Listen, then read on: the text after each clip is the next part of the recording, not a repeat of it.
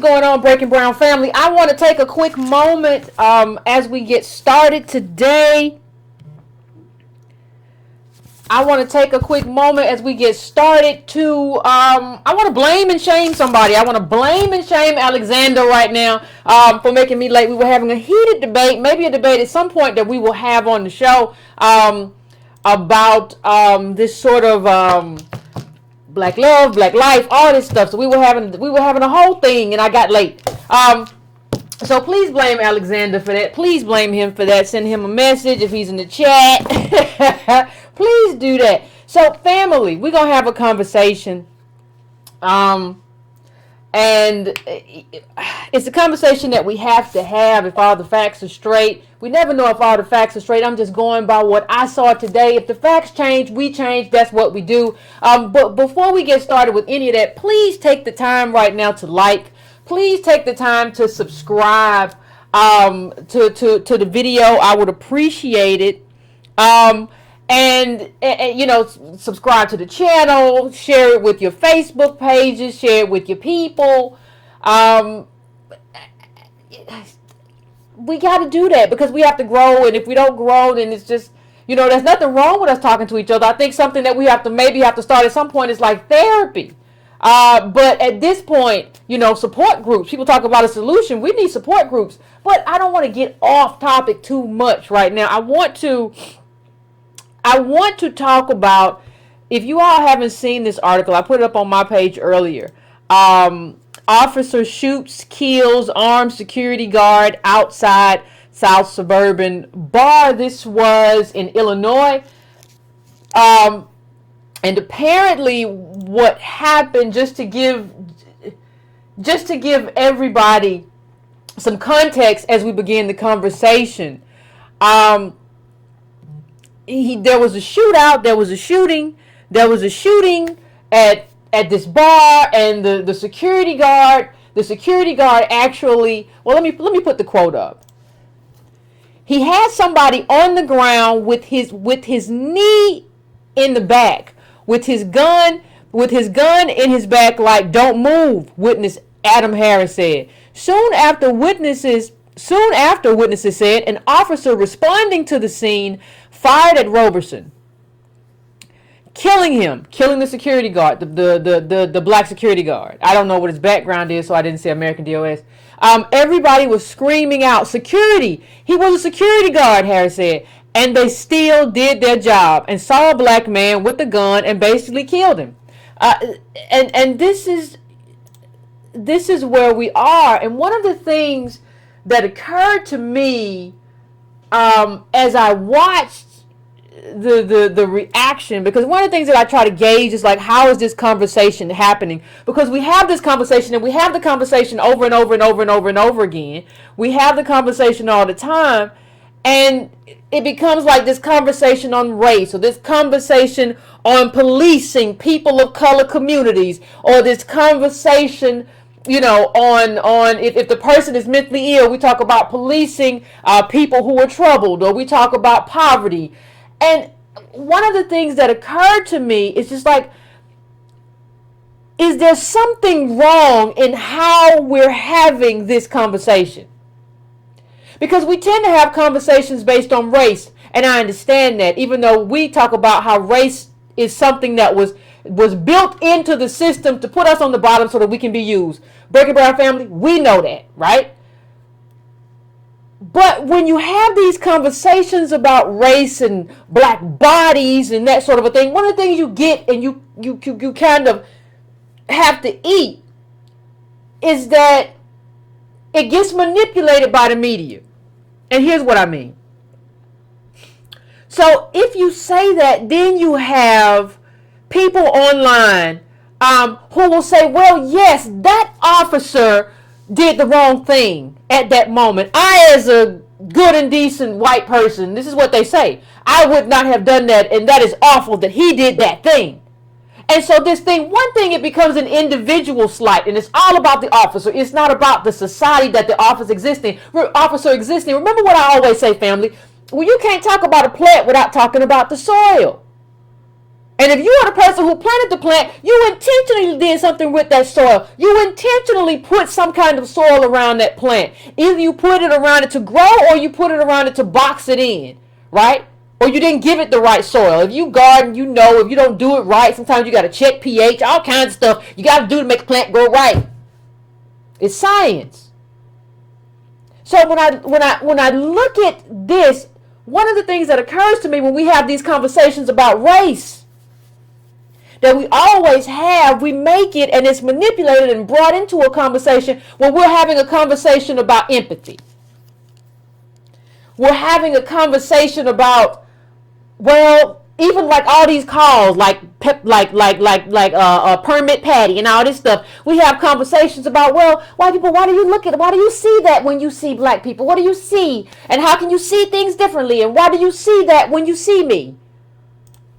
And why do you call the police when you see me and you don't call the police when you see I was just at the Starbucks or I was just walking the dog or I was just whatever? But it's a bigger conversation. Race is a tool. That's what we have to understand. Race is a tool. Race is not the thing in and of itself, and it cannot be solved by just white empathy. These are institutions that inflict this kind of life upon us and make this possible. These are institutions. This has been institutionalized. So when you talk about race, one of the problems that I see happening is that we're talking about race as opposed to talking about race as it relates to rights. Or what do you mean? We have, as citizens, or at least we're supposed to have certain constitutionally guaranteed rights in this country. Right to bear arms, right? That's supposed to be a right. We have the right to vote, but we see voter suppression. So to me, what we have to do is tie this all together in a way that makes sense in terms of our rights, as opposed to just talking about this in terms of a racial thing and what one individual white person or white officer sees versus somebody else. No, you are revoking our rights. As people who are citizens of this country, we are seeing an erosion of rights because of race, which goes all the way back to Reconstruction. That's where we are. This is, when we look at Georgia and Florida, what is not happening in terms of how it's being covered. It was very interesting watching the coverages of these races. And you're not really seeing the coverage in terms of what is happening play by play. You're not really seeing that. You're seeing something very different. They're covering what happened, what was the outcome. You do not see 24/7 coverage. Now, I saw a lot of 24/7 coverage on migrants and when the children were separated from their daddy and mama and oh my God, Trump's using the caravan. This level of voter suppression, let me show you something. Let me just show you something. And I'm going to tell you why all of this is a problem. When let me just bring this up a little bit bigger. And this is from, and regardless of how you feel, leave your politics aside. I just want you to talk about Kemp in terms of what he's doing, in terms of Stacey Abrams. And this is her campaign manager's tweet. This weekend, Brian Kemp, Secretary of State office, removed public data from its site to prevent public tracking and accountability. They've removed the pre-2018 voting data and the page where the 2018 absentee data was posted and being updated. What are they hiding? Listen, it don't matter that you ain't even there no more. All your people's there. You ain't left long enough to have no kind of independent authority. So it don't matter that you left last week or whatever it was, day before, yesterday, whenever it was you decided that you was governor. Now, they won't sell Stacey Abrams no ads, right? Now, he want to go ahead and say he governor because he said he governor, and they won't sell WSB TV wouldn't sell Abrams ads, but nobody got outraged and said that he shouldn't be moving along with the governor with a transition when no major news networks have certified the election. The election is not certified. So what are you doing? And so why isn't the news media covering that? And those of you who talk to me about black capital and black capitalism, Abrams couldn't buy those ads. They said no, they rejected the money. I thought you told me everything was green in America and that if you got money, you can do whatever. Wealth is important. But you have to understand what they've done to make race important as well and use that to erode citizenship. This is key. That's why all of my conversations tend to hinge on citizenship.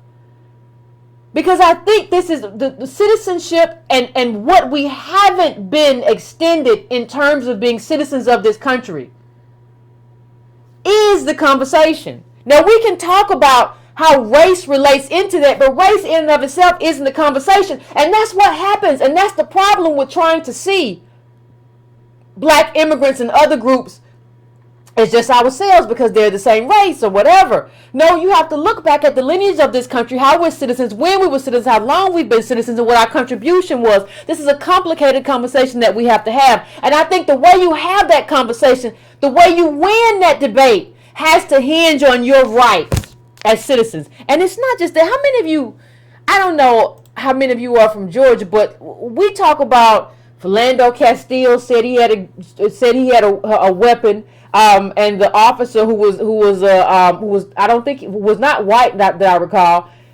minorities, that solidarity, he got gunned down, right? And we talk about all of these. We talk about the right to bear arms, right? That's supposed to be a constitutionally, again, guaranteed right.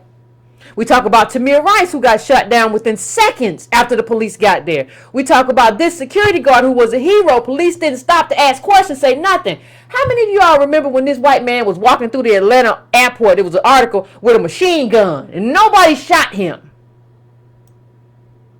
Does anybody remember this? This was all over the news. He just did it because he could do it. Because he has rights in this country. That's what rights look like. His rights are protected. Understand that his rights are protected rights. Nobody shot him. They said, well, he didn't violate any law.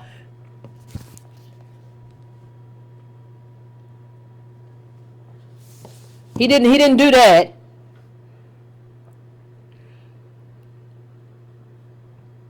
He didn't do that. He didn't violate any law. So I mean, what's the complaint? I mean, he just walked through the airport. You think you could do that? And I want to ask you, what do you think the difference is? It's not just black skin. It's not just black bodies. What do you think the difference is? It's about what that black skin evokes. And it tells everybody else about who you are and your place in this country and whether or not you have ownership rights in this country, whether or not you have rights that deserve to be protected in this country. That's what citizenship is about.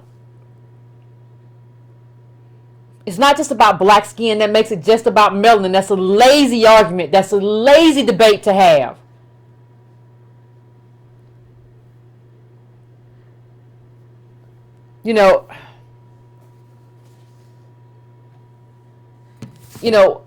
One of the things we have to understand is that how simple this happens with law enforcement, right? We have to understand that. But we have to understand what made that man able to do that, why he thought he could do that, what was going on. See, there's a sense of ownership because there's a sense of citizenship, and it's a true thing. And we juxtapose that against us. We don't have that. So when you talk about racism versus citizenship and all about voting rights and bearing arms and they say, well, he walked through the airport with a machine gun and he raised some eyebrows. That's how you describe somebody who went through an airport and did that. Now, meanwhile, you can be somewhere totally within your rights as an American DOS person. Totally within your rights. Somebody white calls and says, well, I don't think he looked right. He's just walking around here. I think they stealing. Remember the candidate who was going door to door? Well, I don't know what she doing. Remember the man who worked for, what was it, utility company? He was in somebody's yard. Well, I don't know. He's a black man. It's something that simple that'll take your life. That's it. They don't ask no questions. They show up and they shoot. like you are an invader, like this is a military situation. And what I'm trying to explain in terms of having a stake in this country is that one person is viewed as a citizen and the other person is basically viewed as disposable. And what I want to point to is this is not an individual problem, and it's not just a systemic problem. It is a systemic problem, but it's not just that. This is a problem, and I've said this before, but it is essential to understand that nearly all of white America is indicted in this. This is not a, don't let them paint this as this officer. Oh my God, I don't understand. I don't understand. I don't understand. Like, oh my gosh, I would never. Oh my gosh. Oh, he needs to go to jail. As you walk back to the neighborhood that benefits from that eats off the failure of our neighborhoods. It ain't got no nuclear waste. It's nice. You got you it's a white flight neighborhood. You're not concerned, but you feel like, yeah, see, I talked to all of them, and they was upset too. They was as upset as I was, Yvette. You would understand they were so upset too. You know, they didn't like it either. No, it's easy to come out here and say that. Your whole neighborhood is built on us having garbage neighborhoods. It's built on redlining. It's built on all of that. So it's very easy for you to come out and say, oh, see, Yvette, they didn't like it either. We're not protected in our own homes. People can come in and shoot us. You are not. No law. When you don't have laws that protect you, you have to question your citizenship in a country. And that is what is supposed to anchor you in a country. And you can no longer, listen, American DOS people, you can no longer judge the main of America, the majority in America. I don't care whether they're white or they are people who have accessed whiteness after immigrating here. You cannot assess their goodness by their words because they're living a very different life. You cannot assess whether they are good or well-meaning people because part of what's happening to the polls right now is people are telling people, the polling like, oh, I don't support Kemp. No, I don't do it. I don't support DeSantis. And so it's looking like, okay, these people are heading the polls. But you know what they're doing? They're just lying. When they get behind that curtain, they're going to do something totally different.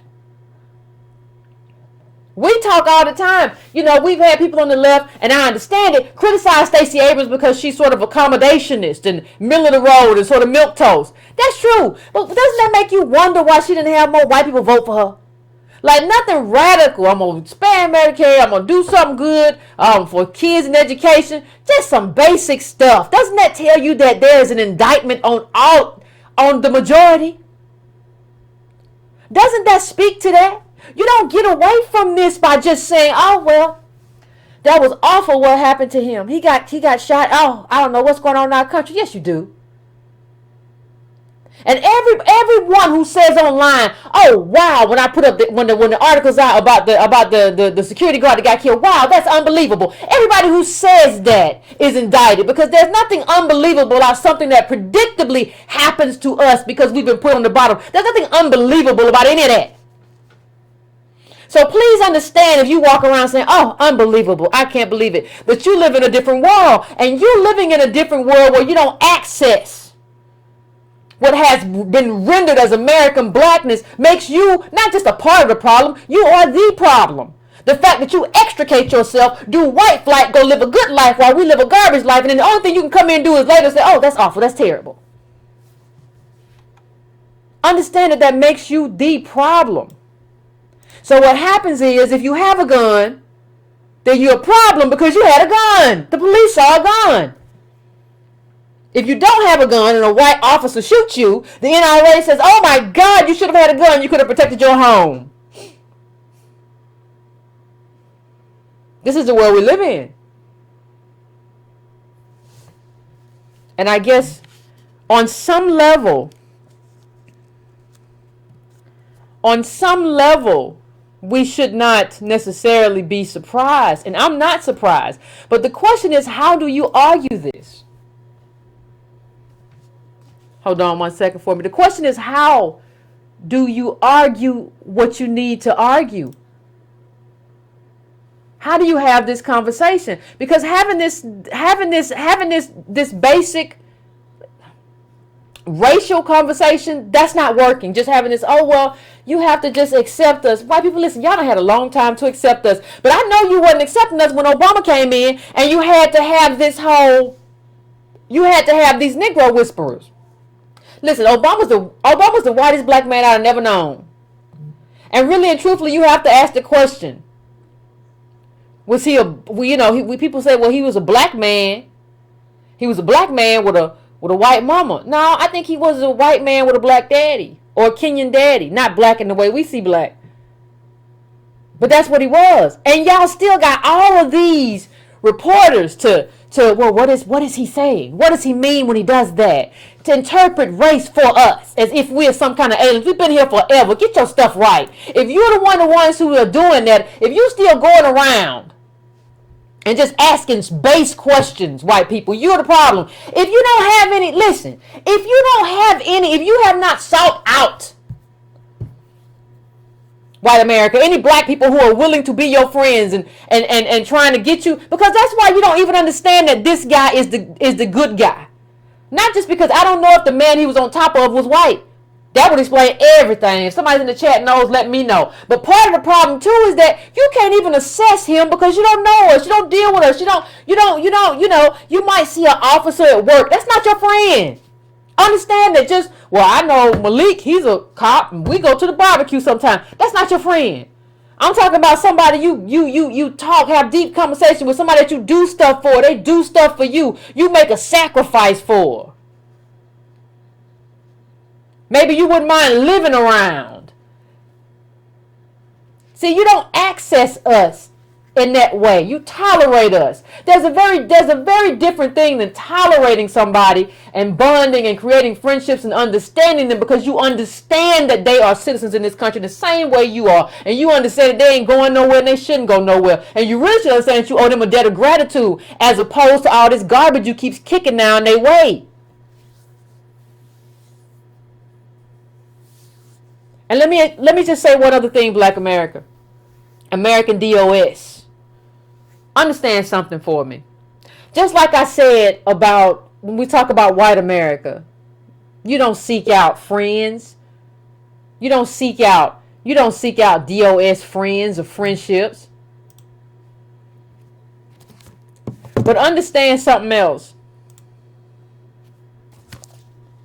Understand one other thing for me as we have this conversation. Some of y'all American DOS don't understand something else. Understand this. Understand whether or not you are a friend or an ornament. Understand whether you are a friend in this friendship or relationship, or you are an ornament to make everybody else think that this person is not bigoted. See, some of you all are existing in these interracial friendships or whatever, and you're being used as like this cushion. It's almost like a security blanket to make the person feel like, well, it's not me. The white person feel like, well, I'm not racist.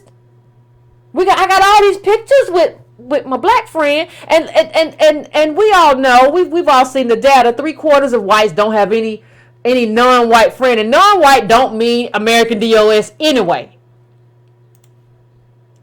And I'm gonna tell you something else. Let me bring this chart up, but I'm gonna tell you one other thing about this chart in 1 second. It says hardly any of my best friends are black. Hardly any. So I don't know I have no idea like what y'all are going through or whatever. When I pull up, I don't understand like what happened, and I don't know who is good or I don't know who is bad. How am I supposed to know? There's no way for me to know. I don't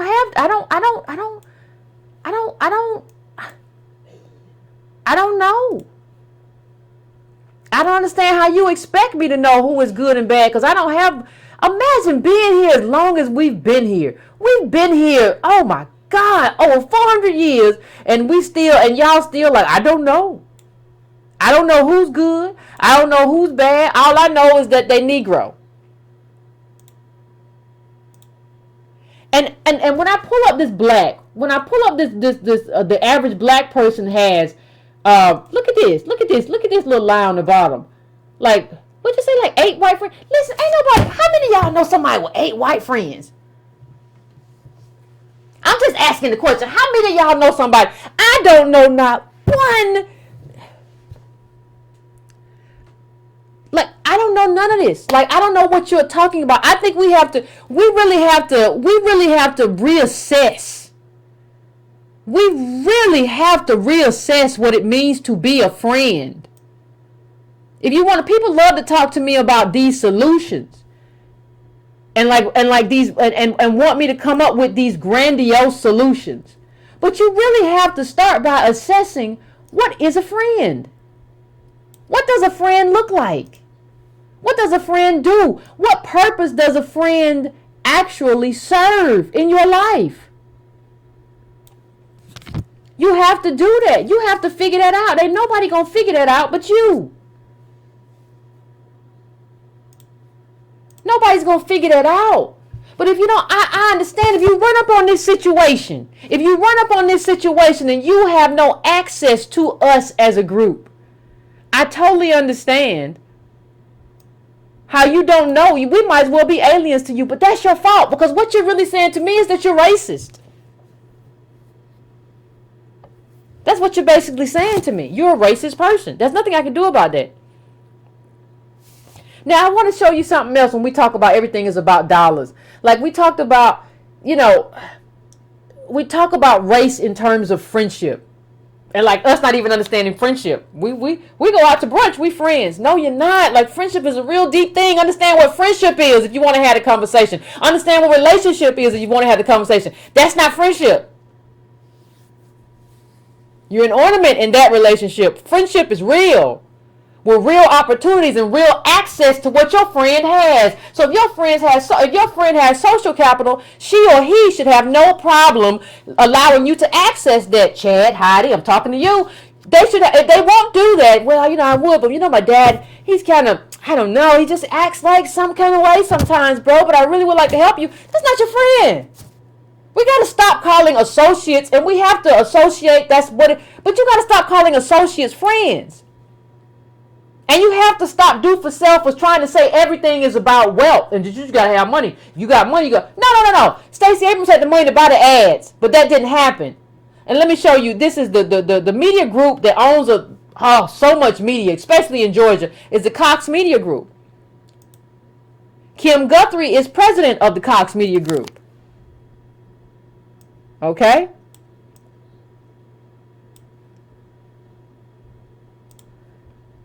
As president, Kim oversees all content, sales, operation of 14 broadcast television stations, more than 60 radio stations, 2 daily newspapers. Additionally, CMG operates the national advertising platform business of Cox Reps, the country's biggest television rep.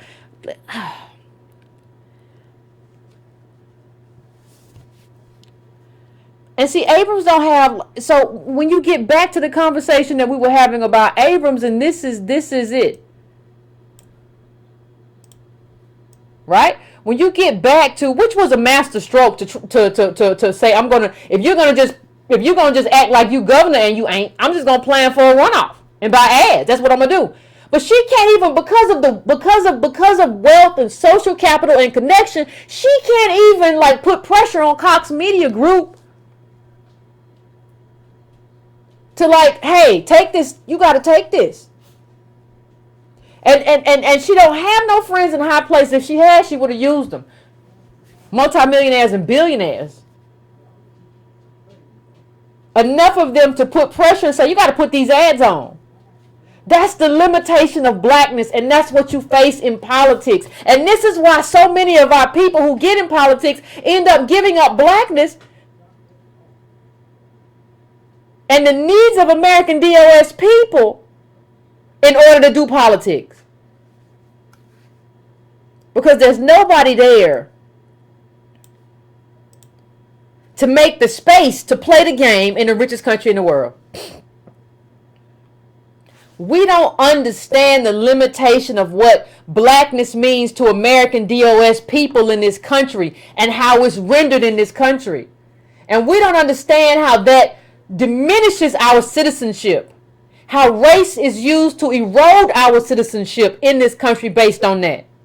We don't even understand how we cannot extend citizenship to immigrants or any other group when we don't even have it ourselves. How you going to be out here protesting and trying to extend citizenship to another group that's just going to come in and access whiteness when you don't even have your own citizenship? Please tell me how that works. I'm curious. Because I ain't never seen it. And it doesn't stand any propensity to work. We don't really... See, part of the problem when people ask about a solution is that they have not tried to or have accessed thoroughly what the problem is.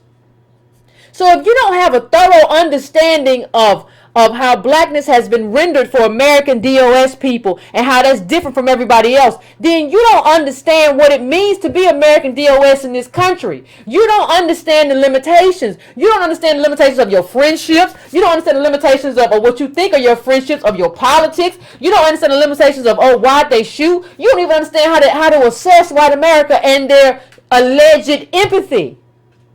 Anybody can have empathy. I don't need your empathy. I need your justice. I don't need your empathy. I need your sacrifice. I need your sacrifice because in order for me to be better and be a full citizenship, you got to give some stuff up. You can't just put the failure in my community. So I'm not interested. That's why I'm not interested in we just got to do what's right for everybody. No, spread this failure around. Everybody get a piece of the failure then. If we gonna have redlining and us in ghettos and we gonna have all of the liquor stores and the nuclear plants gonna be in our neighborhoods and all that. No, just spread this failure around. Don't tell me I want what's best for everybody. No, just spread it around. That's what people. There was a great conversation about we should have empathy for the opioid crisis. Because, that's somehow that's what the left is about. No, we shouldn't. We should want to be fair. Fair means if the justice system fails, it fell on you too. If the justice system falls apart, it falls apart on you too. But it didn't fall apart. It was intentionally weaponized towards our group. That's why so many black men got locked up due to mass incarceration. That wasn't a mistake. But I'm all in favor of fairness because maybe you need to feel the heat too. Because I don't want to just eat the failure by myself. You eat some too. Have a taste. And see how that works out for your family. The last thing we should be interested in is try to do, we should just empathize. No. If the bottom of white America is feeling what we have felt as a group and dealt with and lived through as a group forever, that's not a bad thing. That's not a bad thing. That's fair. We all want fairness, don't we? If we just spread the failure around, spread the addiction around, spread it all around, then maybe we can have some true understanding of the country that we live in. We can't keep eating it. I don't know what anybody thinks this is. Because what's happening is that they're not just hoarding. We're at a point where they're not just, we think of it as just hoarding wealth. But you have to understand, when somebody is hoarding wealth in the richest country in the world, what they're hoarding is citizenship. Because what protects your citizenship in this country, in terms of how this country has become backward and robbed institutions, what protects your citizenship and your rights in this country is wealth. So you can say all day we have rights, but if we don't have any wealth to protect it, and I'm not saying that's right. I'm just saying that that's what this country has become. That's what Citizens United has done in politics. That's what we've done all over by allowing these monopolies to take over corporations. This is what we've become. So you protect your rights through wealth. So by hoarding wealth, you are hoarding citizenship. You actually become like a super citizen, and we become like these little eroded manifestations, ghosts, I would say ghosts of citizenship. And you become a superhero. Because you've been able to isolate yourself with white flight and take yourself over there, and you build up and you grow stronger. And we get to pushed off to the ghettos and the poor neighborhoods, and the equity in our house don't rise, and we don't have no money, and we become less and smaller, and you become bigger and bigger. One thing you need to understand is that nothing stands still. Nothing ever stands still. That's just a law of physics. Even the chair, whatever you look at it looks solid, but it ain't. If you don't believe me, go read some Brian Greene about quantum physics and quantum mechanics. It's not standing still. That's just what it looks like to your eye. Nothing is standing still. Everything is in motion and moving on some level. Whether or not your eye is sophisticated enough to catch it, that's a whole nother argument. But you have to understand that nothing is static. You have to understand that because they have more, we have less. There is no world in which, well, they just have everything, but I'm going to create everything over here for myself. No, if they have everything, that means they got to get some of it up. They just can't have everything, and then you go over here and build everything. You're going to build everything on top of everything? How does that work? Just show me in math how that works. You can't, because it don't. I don't think we understand that we're not inheriting the citizenship that our ancestors bled for. And it's not just the South. I think that it's a problem. You know, we see this in the South. People still wearing shirts about hanging people. But understand this, and I bring this up too because this is an awful headline. But you have New York teachers, New York parents who are saying I don't want these brown kids. I don't care if they're Latinos, Negroes. I don't want none of them around my kid. My kid got to have a good education. And having a good education means don't be around these kids, even though the data shows that that's not true. Right? But this is an awful headline. Watch room full of rich white New York City parents get big mad at plan to diversify neighborhood schools. Can y'all stop? Listen, Root News 1. Can y'all stop with these baby headlines? Where everything has to have like a hip-hop headline. Everything is the shade room. Everything is Instagram. Can we be serious people to talk about serious topics in a serious way? You don't go and see this at the AP or NBC or anywhere else. We talk about, you big mad, ain't you? These white people, they big mad. Everything's not a joke. Everything doesn't mean. Why do we need something that's written in that way? It's a mini rant, and I'm sorry. But why do we need something that's written like that in order to read it? This is the shade rooming of news. Or the world start hip hopping. I don't care. But it makes us look like a child group that we can't read an article unless it's got these little teenage headlines. You want a solution? We grown people. Act like it. Don't go around doing this, talking like this, acting like this. This isn't a teen. You know the funniest thing, Teen Vogue has had all these great race articles, right? And I see this garbage right here. What are you doing? Why are you writing this and why are we reading this? I don't know that something happened. Somebody let me know that something happened because I don't know. I don't know that something happened. Did the Root become like Teen Central or something? This makes this an unserious article. It's not about being big mad. This is about New Age Jim Crow. And we're not just talking about mass incarceration right now. We're talking about Jim Crow in terms of segregation. This is a serious conversation. It's not about whether or not you big mad. Are you big mad or little mad? Grown people, man. I don't understand. And like I said, I think the Civil War, in my estimation, the Civil War is still being fought. You know, and I think the South is winning. Because really, when you look at it, when you look at what could have happened and should have happened, everything should, and it's hindsight of 2020, I understand, but everything should have been snatched from the South. They were the losers. They were the traitors. Everything should have been snatched from the traitors. They lost. That's what happened. So the victor go to spoils. Right? And then if you really want it to happen, what wealth should have been redistributed from them to us.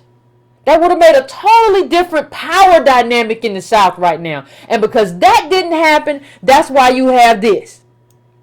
You have Stacey Abrams still in court trying to fight because all these votes just be turning up. Ain't it wild?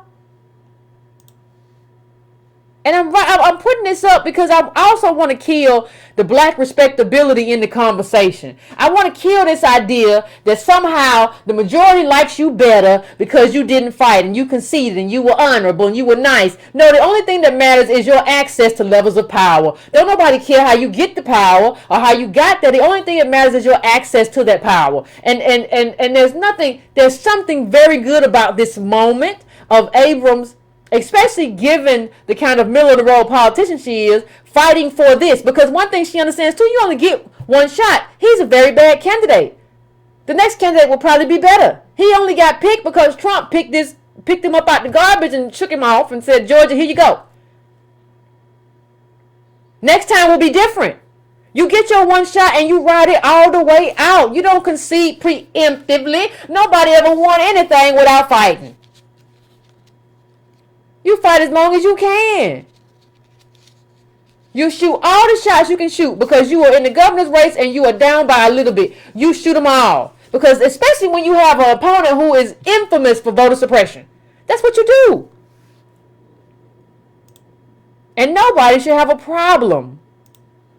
Nobody should have a problem with her doing that. Especially given the fact that, we got districts. And I bring this up because this is important. This is important, people. We got districts that have been reporting like 100% of our votes have been counted. All of a sudden, 100% is not 100%. All of a sudden, 100% mean we got some more. Well, then you should have said 99.9 or 99.8. You don't say 100% when you still got votes. Breaking. Cobb, Henry, Walker. New votes in this morning. Stacey Abrams won 1,282 of 762. That's 73%. Some were newly found absentee votes despite counties being listed as 100%. Most were provisionals. Our math is 20,893. Runoff is now 20. Now runoff 1855 recount. You gotta play this all the way out if you want to do something. Understand that people gonna hate you. If people hate you, they gonna hate you regardless. Ain't nobody gonna like you more because you conceded early.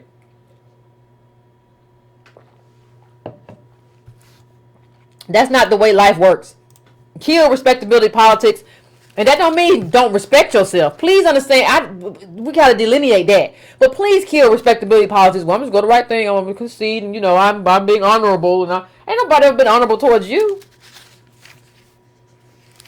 I'm just saying. Nobody ever did that. So I don't know what we're trying to do. I don't know what kind of face we're trying to save. And I think we have to understand something. I think we have to understand how we've been rendered in this country. I think we have to understand that this is not just a Southern thing. It's not just a Northern thing. This is an American. This is American. This is as American as apple pie. It just is what it is, and there's nothing you can do about it except fight. You don't have another option.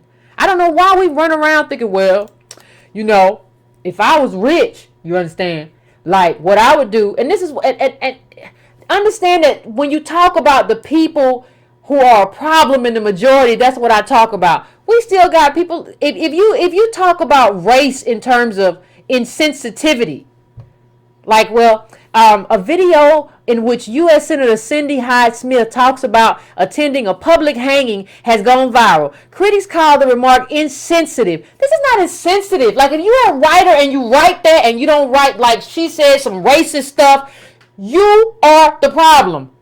You as a writer are the problem. You as a thinker are the problem.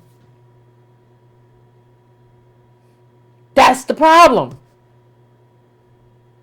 See, because how many of you remember, I put this article up, I was talking about Georgia, but it's interesting to talk about Mississippi in that same context. Hundreds more were lynched in the South than previously reported.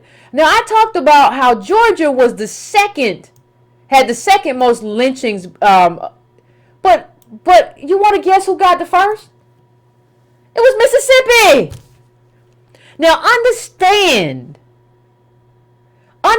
in a state that is still dealing with that trauma, that this woman knows what she said, and she doesn't deserve the benefit of the doubt. Not by you, not by any reporter, not by any writer. The problem with this whole thing is that the majority in America don't want to call a thing by its name. So everybody's playing this little game. It doesn't make any sense. And you know you're lying. It's racially insensitive. No, you come from a place where they hung people all the time. And you were around. You an old lady. You know what you know. And you know why you said it. And these people should be willing to call her what she is. She should be actually forced to step down for making a comment like that. Don't nobody want to get honest in America. And we just kind of allow people not to get honest. Taking pictures with a bunch of people in sundresses. That's my friend Heidi and Rebecca. They're not your friends. Don't say that. If you want to say, I understand you go to work and you have to take a picture with your work group. And this is your team members. And y'all had to go to an after party. But understand what friendship means. If you want to salute, you got to define friendship. Define friendship for me. Define what that means. Write it all the way down. What friendship means and what it means to be my friend as an American DOS person, and what I'm going to have to get and what I'm going to have to receive in terms of this relationship. If you're going to be my friend, we just can't be friends. We talk on the phone. Remember the girl who wanted her black friend to attend a plantation party, and she didn't understand why I don't understand why she won't go to my plantation party, and she got a problem with it. And then the black woman just like, well, for my corporate job. That's a cop out. No, you ain't gonna do this, you old slaver. You ain't finna have me out there at no plantation. You ain't a friend. Just call it what it is.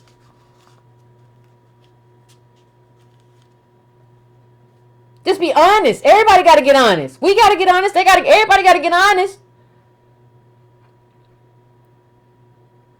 And why don't you complain to them about race and see how it goes? Now, you want to be nice to them, then come to your black friends and complain to them about race all day. Oh, I think she's discriminated against me. Did you tell Heidi today? No, I didn't say nothing to her. Well, no, she your friend, ain't she? Why you can't tell her everything? Yeah, because she don't come to you for that. She comes to you for giggles and to make you laugh because you a funny Negro. We got to understand friendship. You can't complain to your friend. You can't vent to your friend about everything that happens to you as an American DOS person. Well, that person's not a friend.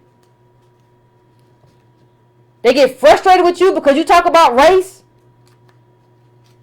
The thing that tears apart your life and eats away at your life, they don't want to hear about it. They just want to. I just want to go get mimosas. It's not a friend. You are a shield against accusations of racism if that's what's happening in your life. Please understand that. If you don't understand anything else I have to say today, please understand that. Please stop talking to me about all this other stuff. Well, you know, Yvette, if you want those people out there, listen, white America, if you want those people out there talking about, well, Stacey Abrams, she can't count. And you don't see that that's racist. And if you want a person giggling at it, you're the problem too. How you gonna tell her? How you gonna tell like a lawyer or whatever, like a Yale grad that can't count, and Kemp went to school for agriculture at UGA, but she can't count, and you don't see that that's racist? Come on, man. I think I think we have to get honest. I think we have to get honest, and I don't know how we do that. If we can't be honest with ourselves, I don't know how we be honest with anybody else. I really don't. We have to get honest with ourselves before we can get honest with anybody else. You can't if somebody is diminishing somebody because of race, that is racism. I'm sorry. Don't matter what you think about Abrams' politics. That's a whole different conversation. But if you sniggling about can't count, that's a racist accusation. I don't know what else you want me to say about it. I don't know what else you want me to do with it. If you want me to vote, if you as a we put up the numbers last week about white women not coming out. We expected white men for Abrams or whatever, but if you didn't come out for Abrams, who's a very middle of the road candidate, like probably centrist or slight, a center left.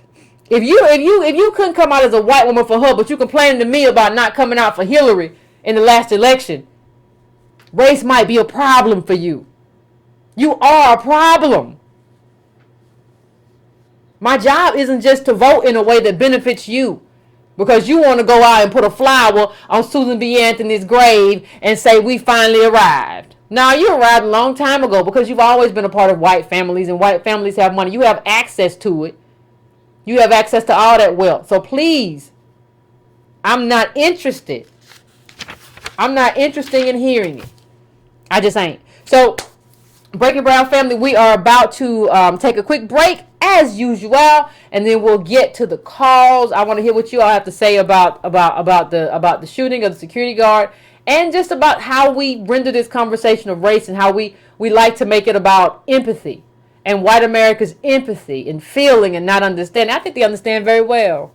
But I want to hear from you. Give me about 3 or 4 minutes as usual to set up the phones, and then we'll have a conversation.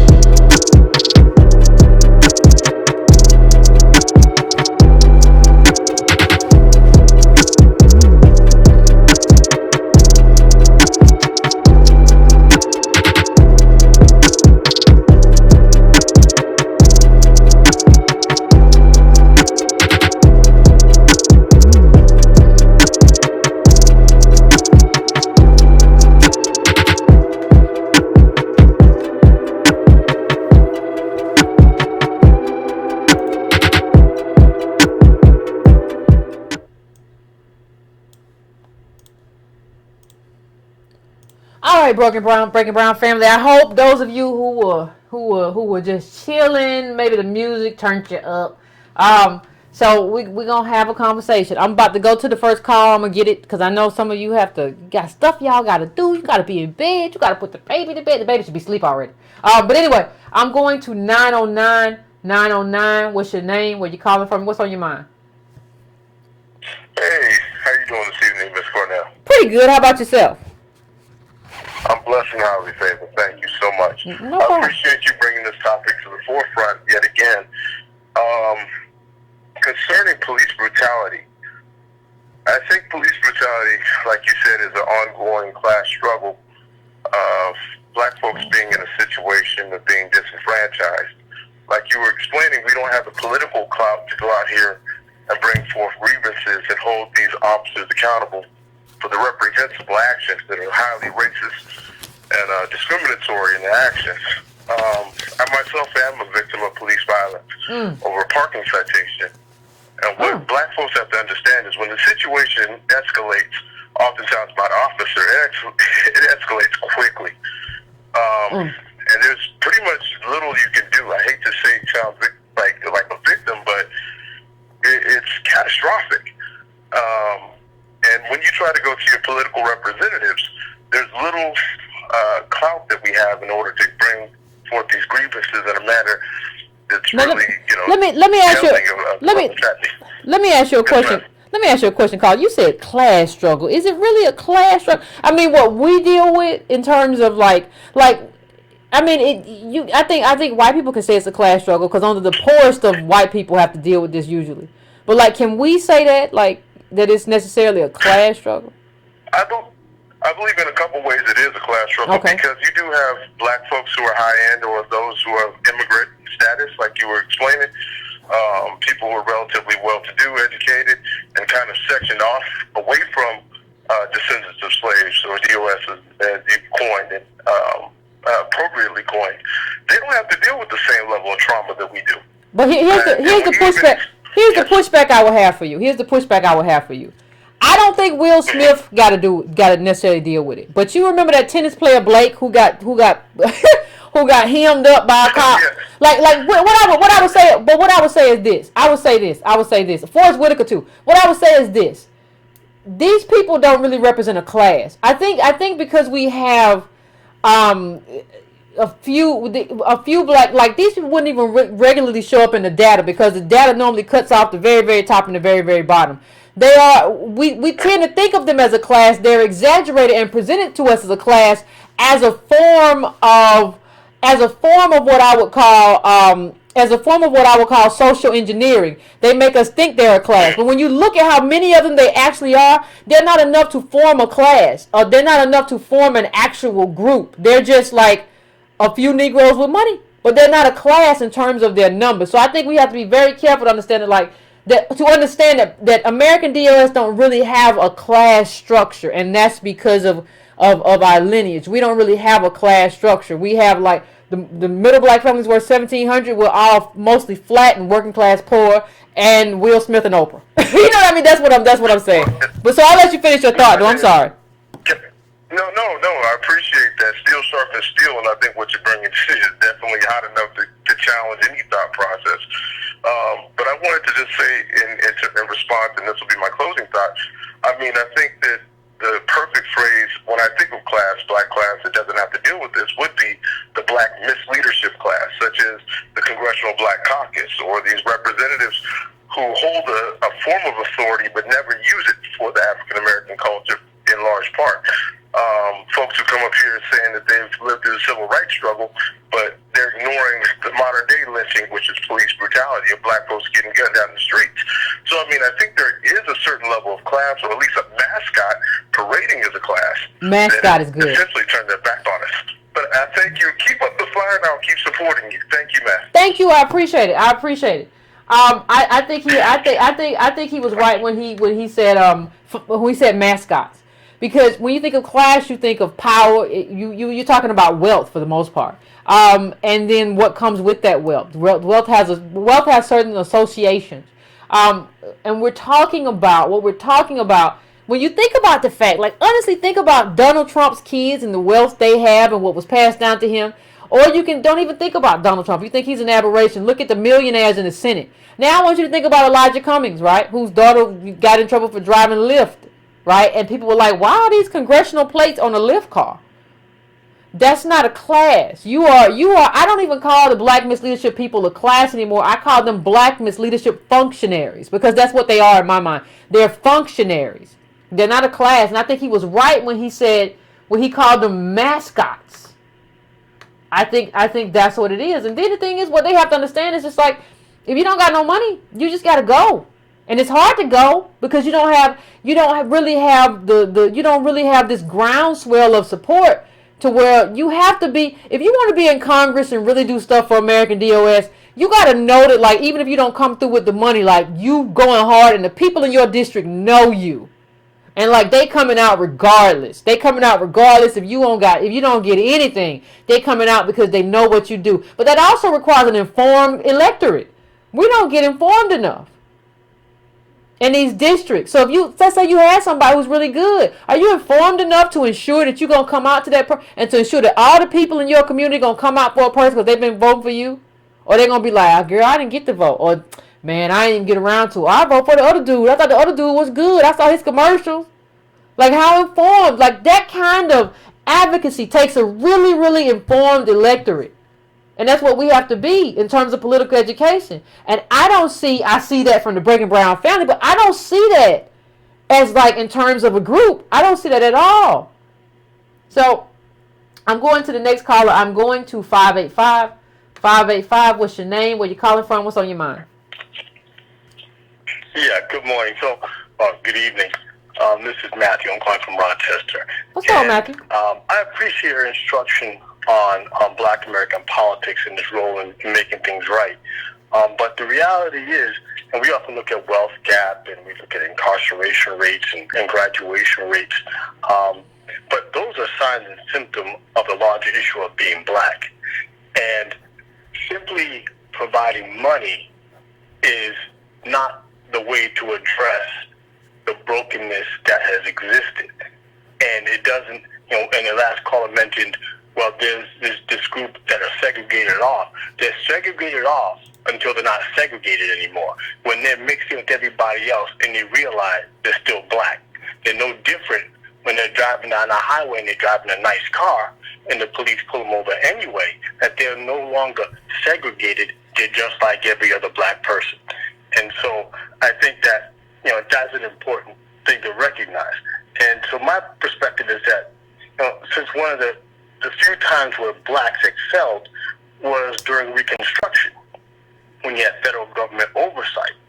And I think that's the roadmap. I mean, the reality is we need, in a sense, a Secretary of Black America, who can put the full force of the federal government behind any inequality. Because if the federal government, in a sense, broke us, they have a standing responsibility to repair us. I agree. And that never ends.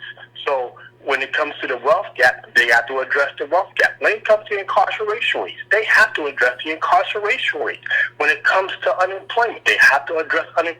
It can't just be a single thing and then it's done. It's got to be a continuous thing, because even when you address the wealth gap, so now somebody has money, how do they know how to act? How do you know how to utilize that money? Yeah. How do they capitalize on that money? How do they be part of that regular society? Well, you know what I said, Carla? One of the things I said, and I have never ever, because the thing is capital is great at giving you money and finding a way to take it back. Anyway, they're experts at that. So one of the things that I have never ever advocated is just to give a bunch of money to us. Like, I have advocated that this be, first of all, a multi-generational project, because our oppression was multi-generational. So this cannot be just a payment project. It has to be a multi-generational project. We have talked about lineage therapy. Like, the dysfunction in our community requires therapy. You know what I mean? Because of what has happened to us. We have talked about fully endowing HBCUs and sending somebody in there to be have some kind of oversight, because we've seen some stealing and all sorts of mismanagement. In my alma mater, Howard University, a lot of mismanagement in terms of also having somebody to work under, in terms of like in business. We talked about reparations too as being a way to hold the door open for American DOS to make sure companies hire a certain amount. So I agree. I want to just say on that one point that I agree that this cannot just be some kind of wealth distribution, because if it's only that, what happens is they just give it to you and then they figure out a way to take it back, or they make everything around you more expensive to get it back. Like, that's what they do. It has to be a multi-generational, very complex project in order for that to happen. But I'm gonna let you finish. I'm sorry. Yes, and an example is to think about the high school graduation rates. You know, they talk about how they're not going to improve because the children are children of poverty, as if if you gave their parents $1 million, all of a sudden their kids will be able to graduate from high school. So they draw these direct connections between things, but they're not accurate. They're just looking at one sign.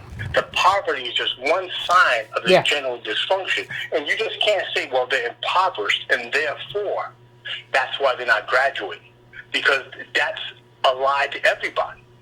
And if that's the case, even then, why bother having the teachers in the classrooms? If you're saying you have no impact on their education because they're poor, then what are we paying you for in the first place? Yeah, but I think what they're saying is that the lift is too heavy. Like, what's going on with the kids is a dysfunction that is too heavy for one teacher to fix. And I think they're right. Like, you cannot, the poverty is one thing. If you're hungry or you got rats at the house and all this other stuff, I think it's impossible or near impossible for you to learn. Now, you are always going to have some superheroes come out of schools who can overcome anything. Those kids would have been successful regardless. What I'm saying is that I think what they're telling you is that the impediments that these kids have require more than education. And I think that's true. Now, I'm not making excuses for them at all, but I'm just saying those are a lot of impediments. Yeah, and it requires more than just money. And as you mentioned, there's a larger thing that has to happen before that can be made right. You just can't give somebody money and then now you're going to be able to graduate high school. No. And then if you give people money and we're already behind, and I'm not talking about behind as in a race, like we are the shoes that people wear, and they have a more complex system and they're sophisticated in ways. They've been doing this capital for a long time. They've been manipulating capital for a long time in every aspect of the American economy. If you give us money and you leave those people there to be predators against us and don't protect us with the full force of the law, they'll just come in and take it back anyway. They'll just come in and take it back with all kind of schemes and cons and all kind of stuff. So there has to be a trust that is set up, and reparations has to include a whole lot more than just a giving away of money. Everything from psychological to intellectual to access. It has to include an oversight, government protection. I don't think a lot of people understand. Like, people say, well, just give us money. It's a complex program. Protection. Yeah, it has to be, though. If they don't, they just take it back. If that's not it. And any data that they have that says this is not equal has to be addressed. You can't pick one, like the wealth gap. You can't pick one. If you can't address everything that's not equal, then you have not successfully repaid the debt. Yeah, and it's multi-generational. That you can't just give us money. Like I've said this before, and I'll say this again, and then.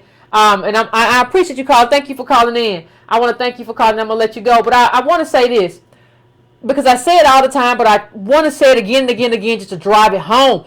It takes a lot more time to heal a wound than it takes to inflict it. You cannot just give me a check. And it took you spent 400 plus years inflicting a wound. That means it's going to take way longer than that. Way longer than 400 years for you to fix that. That's how it works. So if you pull out a knife and you slash me right now, it takes you seconds to do it. It's going to take a lot longer than seconds for that wound to heal, especially considering how deep it is.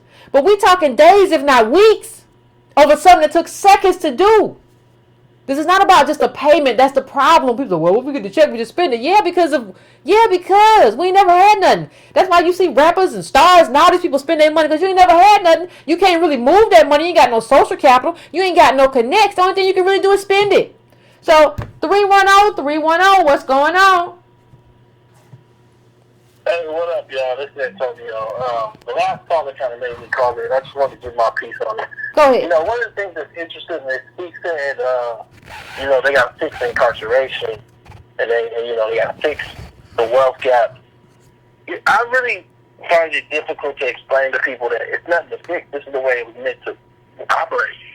This is the way America actually works. And I think that's really hard for black people to understand until they really look at their son, their nephew, or anything else. This is not by accident. And so, I did the documentary Freeway Crack in the System on mass incarceration. You can check it out on Netflix. And I think that we don't understand when you have this kind of incarceration rate just for the men. Again, more black men incarcerated than all women on the planet. I've said that before on this show and on my show. And you can check that data out. That's not like something you fix. That's something that has to, like somebody else got to go to jail fair. Because somebody got to go to jail for this whole thing to work. And you got to ask yourself, are you ready to go to jail for the stuff you do wrong? Not just white people. No, black women, y'all ready to go to jail for the stuff you do wrong? Hitting somebody in the head with, too hard with a base because he was fighting over a domestic dispute. Are you ready to go to jail?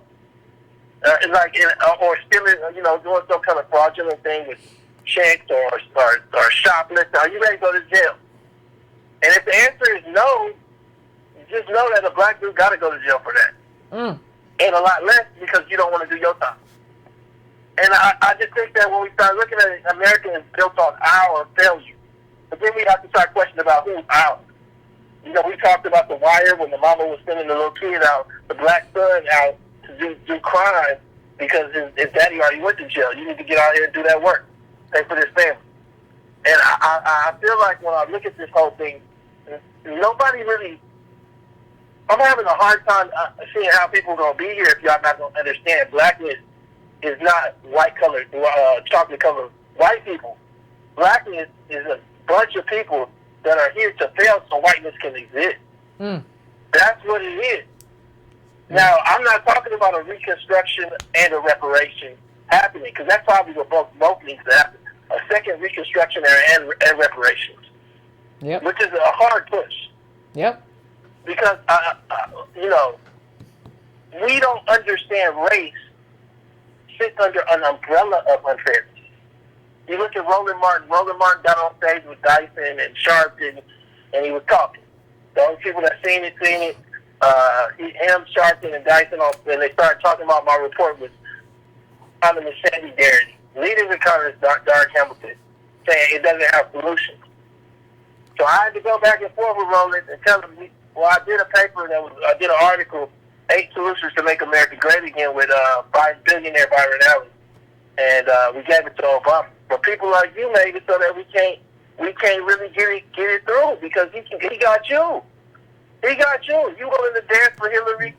Al Sharpton will take a chicken bucket. I mean, how are we going to get black media to get money? How are we going to get pension funds to go to black financial companies? How are we going to get Obama to recognize you don't know enough about black people to speak for black people if you say that he's black? And I feel like in so many ways, coming back to race, DOS are trying to digest this thing by making this thing built around fairness. When race itself was built on the backs of unfairness. It was built on the backs of our slavery. And it's still here. It's still in our family. And I don't know what y'all gonna do when you look around y'all gotta start looking around at all the young men in your life, the young women too, and ask, are they succeeding? And what is their prospect for 5 to 10 years? And you got to start looking at these movies. There's a new one with Greenwood. And I was watching the trailer. I'm like, what is this shit? Excuse my language.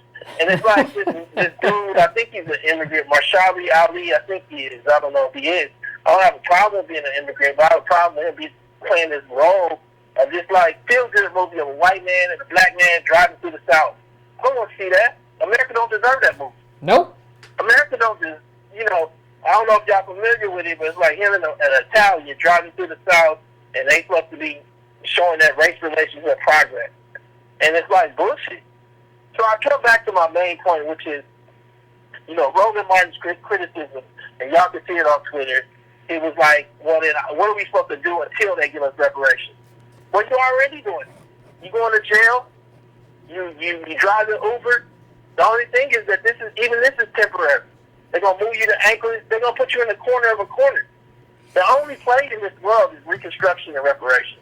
The only place to get honest about, like, the reality of the cost of your family and the cost that made your family the way it is. And if you don't do that, God help you. That's all I want to say. Whew. Thanks, Antonio. As always, as Tone Talks, you check out Tone Talks on YouTube. And just to follow up on something that he said, the Roland Martin, and I put it on my page like last week too, and you can see Antonio and Roland Martin's back and forth on Twitter. That's where they went back and forth. But nothing that was said on that stage between Roland Martin and Michael Eric Dyson and Al Sharpton made any sense.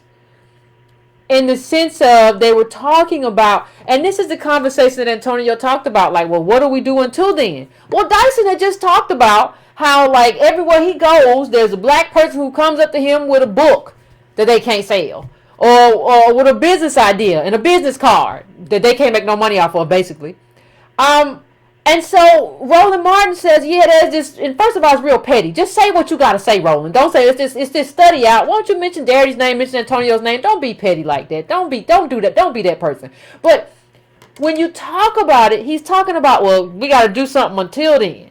There is no until then. That's what everybody got to understand. Like, until then, you do what you've been doing. You keep going around trying to do stuff and failing. Like, because you don't have the capital and you don't have the social capital or the actual capital to actually bring that thing and make it materialize. And there are other dysfunctions that we don't talk about that come from redlining and slaveries and living in ghettos and all this stuff and not having enough.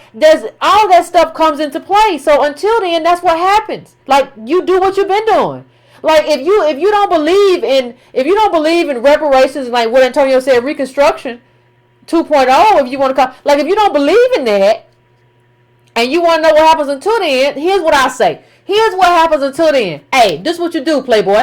Give your kid a map and teach him how to drive Uber and not get deactivated. Teach him how to do all this stuff, drive all around town. Teach him how to drive good. Teach her too. Teach her how to drive good and just don't bump around and get no 4-star ratings or no 3-star ratings. Maybe have a little water in the car, keep the car smelling good. Like, that's what you do until then. Like, what are you talking about? You do what you've been doing. There is no until then. And I forget the woman's on the stage. Who was like, well, I just wear this same coat all the time. See, we got to know what we talk about in terms of spending. How old are you? Like, first of all, in terms of savings, the Darity report shows that we edge out white people. We save more in terms of when you adjust for income. We save more. So what are you talking about? If you go all around the media, you see I got this same jacket on. Don't nobody care. It don't matter. And then you don't understand because you're older. You don't even understand that, like, this stuff is everywhere. Everybody is pushing you to buy something all the time now. These ads are following you. America has become a consumer culture. So we got y'all just up there saying nonsense all the time. And that's part of the problem. And just like Antonio said, Roland, you was there with Obama and you were supporting Obama and defending Obama all the time while Byron Allen and Antonio Moore were trying to get a set of things in place, right, that Obama could do, most of them unilaterally. You were saying Obama was doing a great job. You were saying Obama was doing a great job. How are we supposed to? I got accused of some of everything when Obama was in office. How was I supposed to reach people when they were looking at you and saying, Roland saying he's doing a great job, Al Sharpton saying he's doing a great job? I couldn't break through, and that's your fault. And you need to own that. You need to own that you were wrong too about everything. Okay, I'm going to 619. What is your name? Where you calling from? What's on your mind? Hello, Yvette. This Hey. is Andrea. How are you doing? I'm doing well. I'm calling from California, and I'm going to answer. You said you wanted your opinion about the security guard, Okay. which is horrible. It happens again, but I try not to. Well, actually, I don't want to detach myself from loss of life because we hear about it so much. But one thing that upsets me the most is hearing how the media easily manipulates us. To the point where we're calling cases police brutality. That's not police brutality. And I think they do that because they want to get us riled up. What is there's it? no solution to it.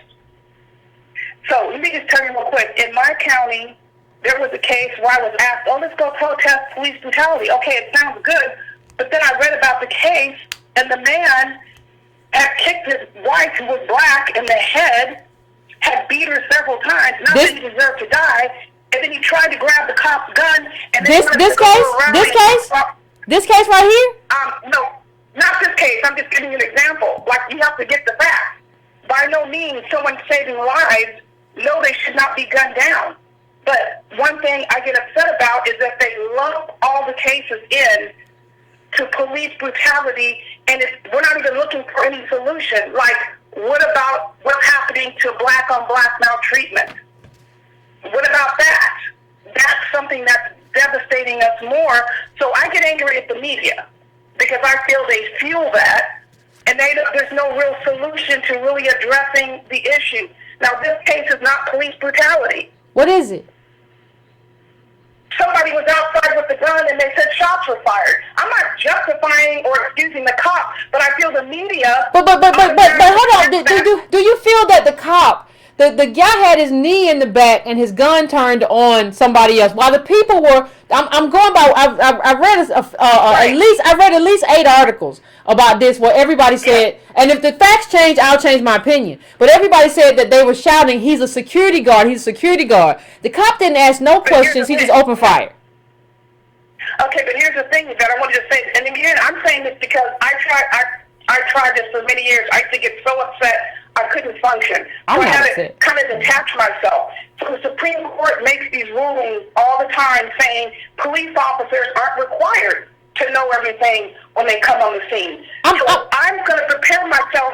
I'm saying personally how I survived this, recognizing the horrendous loss of life, how I prepare myself.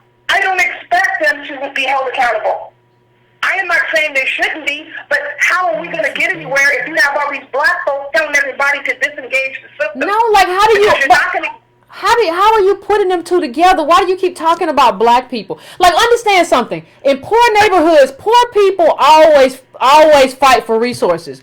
The ethnic white immigrants did that when they got here. Like, it's not about black on black crime. Poor people, wherever you find poor people in the world, you're gonna find violence. That's just what it is. It's not about rape. Yeah, but let me tell you something real quick, and I don't want to take up because I know other people want to get on. I work as a victim of crime advocate for many years. I have all kinds of crime victims, all kinds. All I'm saying is, where is the effort to put towards people who are victimized? You know how many times I had to be escorted to and from the court with a victim, a black victim? Because there was so much anger and hostility towards the victims who are testifying. And I'm not saying it doesn't happen in other cultures, but comparatively speaking, all I'm saying is, don't forget about police brutality, but where's the energy towards black victims? They're silent. They're suffering in silence. Now, I'm looking forward to the investigation, but I'm going to tell you right now, don't prepare yourself for any justice, because there were shots fired, and this police officer is not going to be held accountable. For all you know, there could have been somebody that fit. I think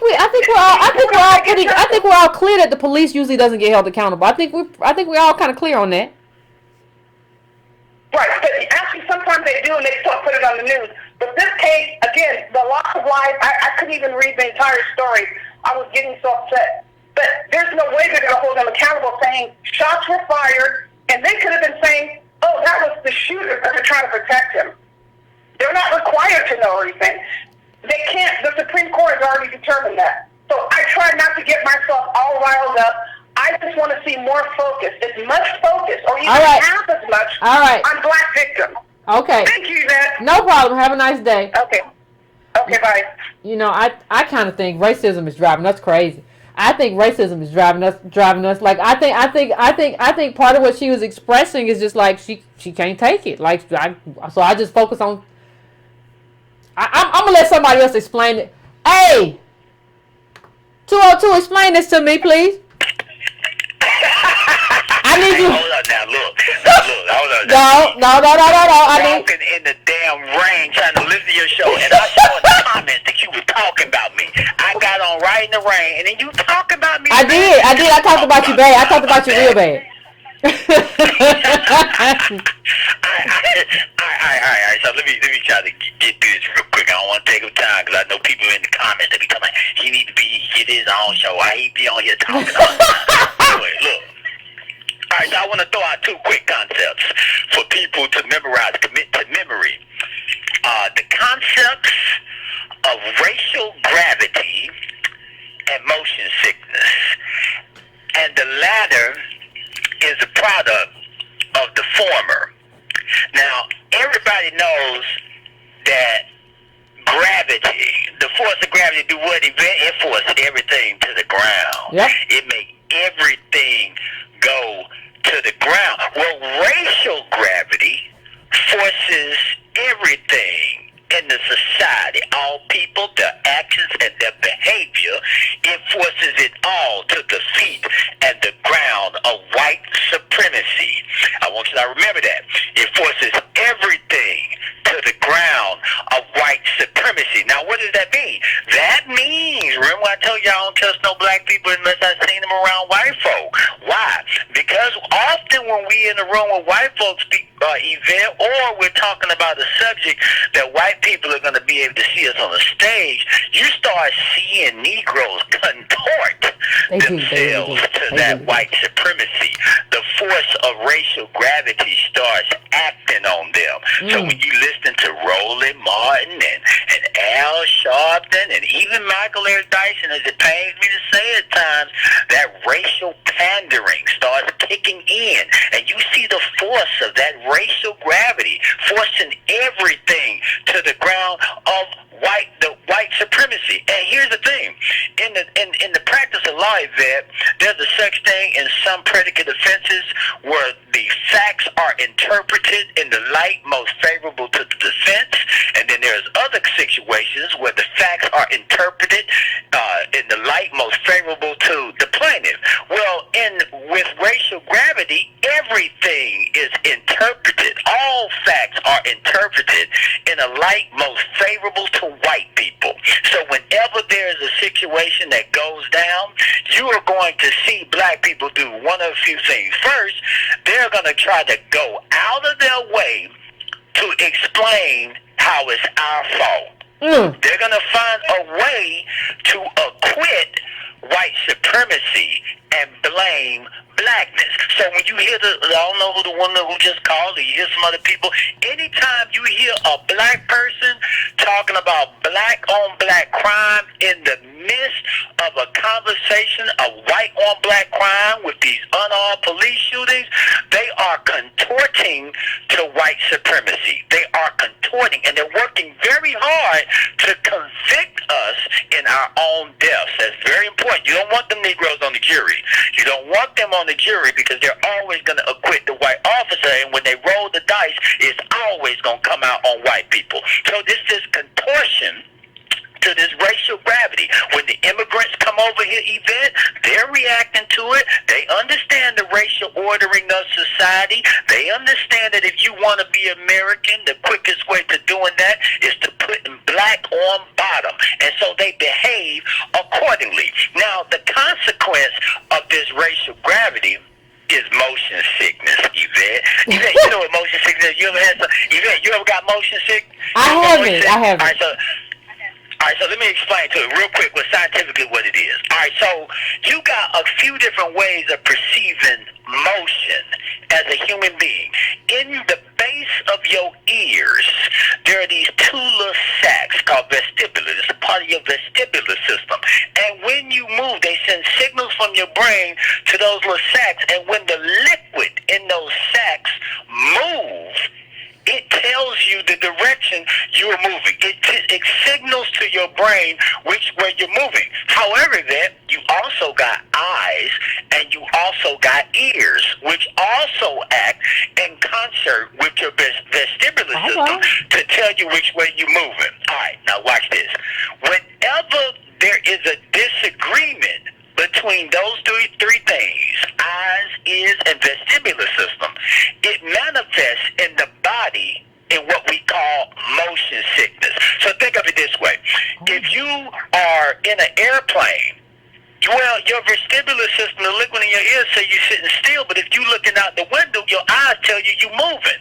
So there's a disagreement between your eyes and your internal mechanisms that are telling you moving. Why am I bringing it up? Because when you see black people losing their damn mind, Yvette, when you see us losing our damn mind, it's due to the motion sickness. That is a consequence of our contortion to racial gravity. Do you understand me, Yvette? Do you understand me? I understand you. Motion sickness that is a reaction to the contortion of racial gravity and is manifesting in our body as motion sickness. We don't realize it. You don't understand how any of this happened. You don't get it. You don't understand. You don't understand how any because what kicks in, Yvette, is survival. And if you're in a room full of white people, you're trying to survive. And at that moment, you will subvert blackness in order to make whiteness comfortable. I watch it all the time, Yvette. I see it all the time. And so, how do you get to do that? What gets to come out of that? What gets to come out of that? Well, if you're the only person in the room that sees all of this going down in real time, what do? Because you got the white people on one breath, they are looking for what I call signaling. And black people who are in rooms with white people, they do this all the time. They signal. They signal their allegiance to white supremacy through assimilation. And it's all a survival exercise. And see, Yvette, it's sad because it's a hell of a thing to have to live your whole damn life fighting, man. To live your whole life fighting. But that's the state and that's the consequence of blackness. One of my definitions of racial fatalism is accepting the fact of your blackness, the curse of it, and realizing that the consequence means that you gotta fight forever. That is the substance of your existence. You gotta fight forever. Why? Because black people don't get to live, Yvette. We don't get to live. We only get to survive, man. We only get to survive. And if you ever miss that,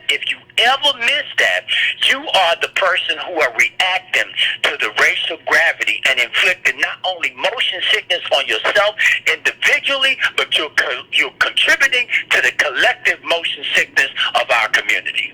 If you can even call it a community.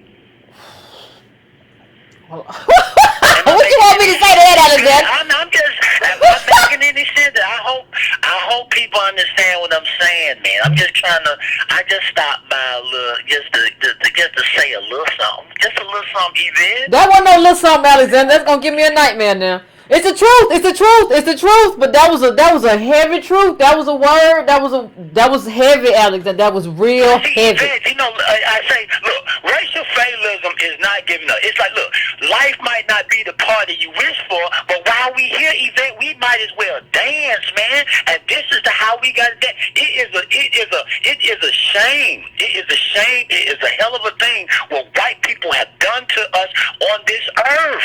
It's a hell of a thing. But at the moment you accept the state that we in, I just believe this. I didn't say accept the terms of your bondage because that makes you a slave. But once you accept that reality, I believe it's the beginning of understanding how to eke out an existence under white supremacy. And I don't believe, now, you know me, Yvette, I don't believe we ever gonna collectively be together on this. But I think we can individually be examples for the world we would like to see and hope that somebody might pick up this shit and maybe hear this video or hear something you got to say or I got to say, and they may take that and run with it. I don't know. But what I do know is this. If black people do not understand the terms of engagement in this society and understand not only what got us to where we are, but what has sustained these shackles, not just on our physical hands, but on the psychological hard drives of our cognitive existence, then we are forever going to remain unable to see the forest for the trees. And that's all I'm trying to do, Yvette, is to get people to see the forest for the trees. That's it. Whew. Alexander, I ain't got nothing to say. I ain't got. Go ahead, be easy. Ain't nobody gonna be easy after that call, Alexander.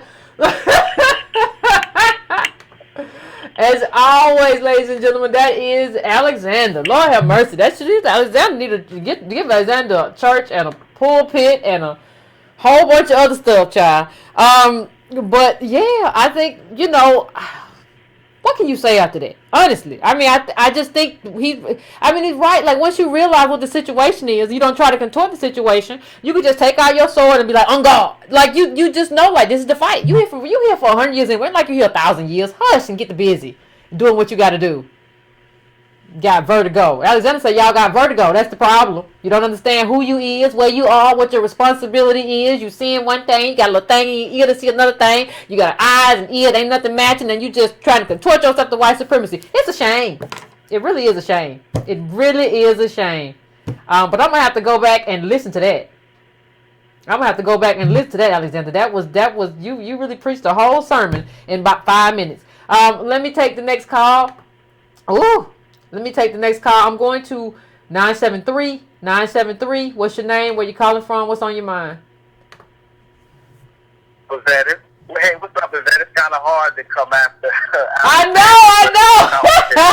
know. Yeah, it's no competition. I call a lot too. So people probably tired to hear me too. But this is call out of New Jersey, and I listen to you guys, and I try to kind of like keep people around me with similar thoughts.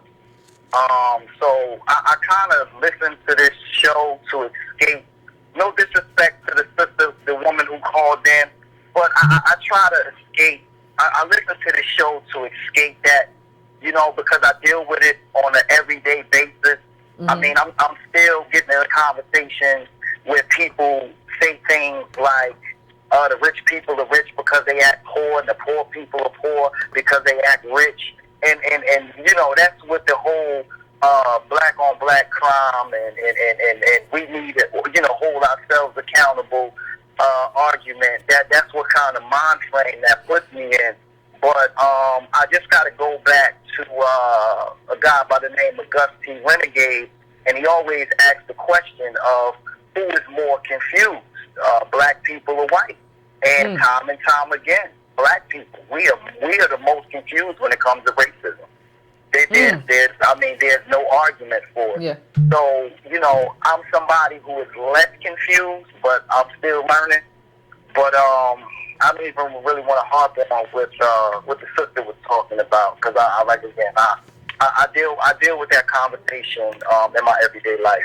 But okay. The police shooting. It's really interesting to me that the untrained security guards show more restraint than trained police officers. That's when I heard the story. That's what came to mind.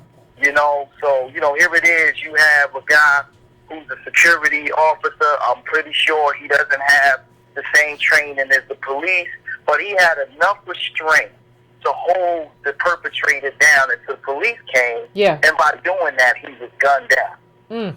All right? So that's one thing. Another thing, some calls back, it was talking about the Congressional Black Caucus and how that's kind of a protected class. And I was just listening to the audiobook of Gwen Eifel's The Breakthrough. And by listening to it and her giving kind of like a recount of what led to the Obama election and how the Democratic Party would tap the old guard, the John Lewises, the Andrew Young, and, it just confirmed everything. We really have nobody advocating for us in Washington. These are people that just basically advocate for the Democratic Party. That's their sole purpose. That's who they advocate for. We're in this alone. So just reading that book, I would ask people to read that book by Gwen Eiffel. Just you can see how the Congressional Black Caucus behave when they get amongst white people, when they get amongst power, how they act around the Clinton, and who they really advocate for. So when you see them come out and they try to galvanize the vote for the Democratic Party tap Oprah to go out there to campaign to get out the vote, and they shame us and tell us, don't forget about the ancestors. You'll get an idea of what that's about, and you won't get shamed. And you'll go into the voting booth and just kind of like go in there with education, and don't go in there with celebrities and the Congressional Black Caucus pulling on your heartstrings. When we talk about blackness, and I'm and with this, you know what I mean? I learned about being black, you know, some years ago. I learned about it during, like I said, Hurricane Sandy, and just how white people react to us when they see us. And it's not even that we're dealing with police officers. We're also just dealing with regular citizens. I remember one time, you know, after Hurricane Sandy, I was rushing to my grandmother's house. I made a wrong turn, and two white guys stopped my car.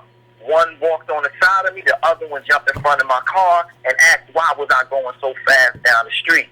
But immediately, like I said, I'm confused, but I'm less confused. I know what that was. You know, that was them during the time of crisis defending their property from the Negro.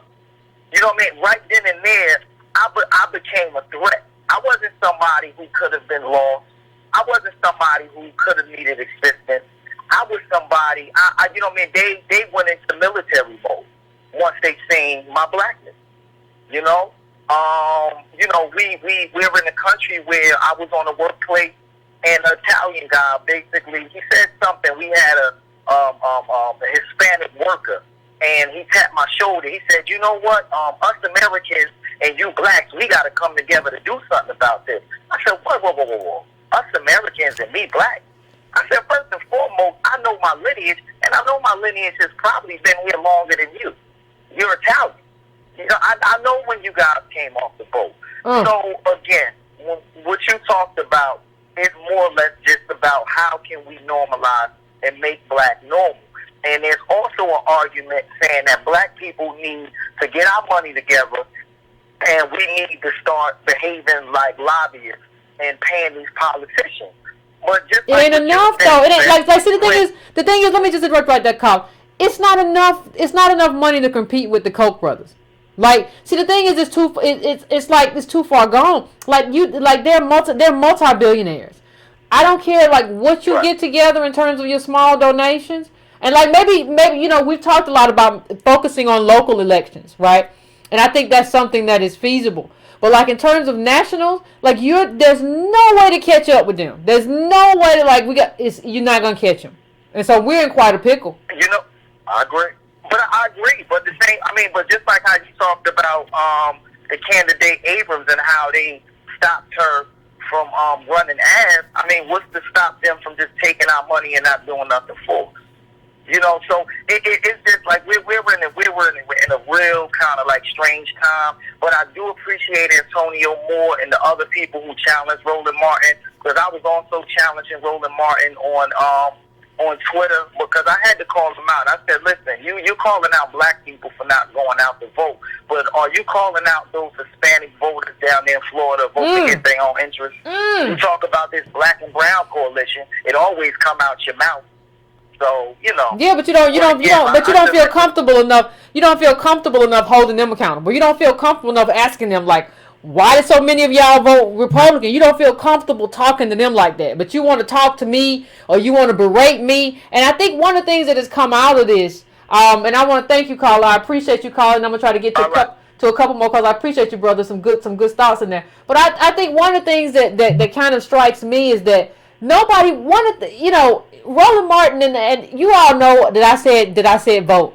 But Roland Martin is basically saying, I'm going to shame people for not voting, and I'm going to berate you. One of the things that I have that when I look at positive or silver linings in terms of the black people who decided that they weren't going to vote or whatever, is that what we're going to get to, I think, is we're going to get to a point where you're going to have to start having something black on your agenda. It's unsustainable for you to keep shaming us every 2 years or 4 years or 6, depending on what election you voting in, to like, you can't keep shaming us like that. Eventually you got to put something on the ballot. And you got these people like, you know, that don't matter as much anymore. Roland, you don't matter like that no more. Like you don't matter. Nobody cares that like you told people whatever. Like I think that's what's gonna happen, and I agree that sometimes in terms of what I said about Abrams, sometimes you need placeholders because the candidate, what's going on is that bad. That happens, but it's from election to election. I agree that you have to if you're gonna sit out, you gotta sit out as a group. You can't just sit out at like you can't just sit out as an individual. You know that when you look at the Koch brothers, they have in 1982 they had 1.4 billion. Now in 2018 it's 107 billion, and the increase like 7,642%. Middle black family 1,700. So the idea of competing with them, and that's kind of my problem with black capital. You know, the moment to be in that game is over. The moment where we could have been in that game, we were used by them to help them play that game as tools of the game, not as people with agency to do that. We had people doing business and all kind of stuff. So don't tell me, well, we just never did. No, we did. But the government didn't protect us, so they got to run us out of our business and hang us from trees and do all kind of stuff. So now that moment is over. And so you have to figure out what you do in this moment. And the only thing you can do is like reparations and a reconstruction movement, because the government has to give you back what they took and allowed to be taken from you. Not only just, it wasn't just the KKK. Like what you look at with redlining is the government codifying that kind of segregation. So this is what we're dealing with. And I mean, that's life right now. That's American DOS life. And it ain't just the Koch brothers. Understand, it ain't just the Koch brothers. It's a lot more than that. So I'm going now to 909. What's your name? Where you calling from? What's on your mind? This is Anthony from San Bernardino. How you been? I'm doing pretty good. How you doing? Oh, I'm fine. I was listening to the topic, and I love listening to your show, because what it kind of shows me a little bit is certain things that I don't want to see. And I think when you wrote on the board as far as rights and race, I was thinking of nationalism, and I was also thinking about humanity. And I think people don't understand how our nation was built on the backs of our, I guess, humanity. And it's funny how Alexander came up with how we're in a survival mode, and how we need to understand that, you know, I remember how you brought up how timing is so important. Mm-hmm. You know, how it was like, if it wasn't for the years of, I guess, of our failure, this country wouldn't be exactly where it is to this day. So I don't even know where I'm trying to go to, but it just seems as if we need to understand that our history coincides with the rights that everybody from other countries come in and try to, I guess, grab and take advantage for themselves. Well, not only that. What happens is, like, we don't understand that, like, it's like a seesaw. These two things go together.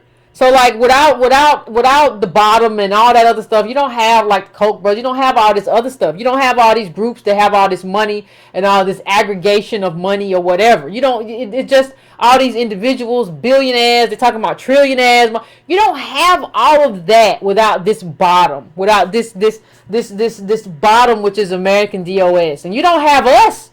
If you had done, like, if we had done, one of the things that just like eats away in the back of my mind is like, if Reconstruction had been done right, like if the government, if the government had protected our rights as citizens, as opposed to just trying to bring the union together and do what's right by the union and bringing them back into the fold, like our lives would be totally different right now. And like when the government fails you as institutionally, like, that's where the fix is. You can't try to do individually a fix when this is what happened. I kind of think as far as this planet is concerned, and all the different areas of the economy, and I was looking up this word, and you probably know a little bit more about what is it? It's called ecology, stability, like ecological states. Sustainability, I think that's the word. Okay. And it basically talked about how, for the amount of population that we have and the demands that we have on our supplies, that we don't, the planet planet is not making enough wood to sustain a certain amount of people and things like that. So I kind of went to that tangent as far as thinking about the whole world being able to survive with the supplies that we have, and we have all these immigrants coming into in America and taking the supplies and the resources that are owed to DOS. And it seems to me that we're forgetting that we're in a time right now where, you know, our supply is decreasing while the years are coming over and over. So it's like we have to understand, we truly have to understand that, you know, they're keeping us into a situation or putting us in a hole that I don't know if we're gonna be able to get out of. But you know what it is? It's kind of like what Alexander talked about, motion sickness, right? Part of the reason that we see them as, oh, we got to help them, is because we have motion sickness, right? So we use the Stacey Abrams example. We see she went to Yale, and so we think, well, we've made it, and she's made it.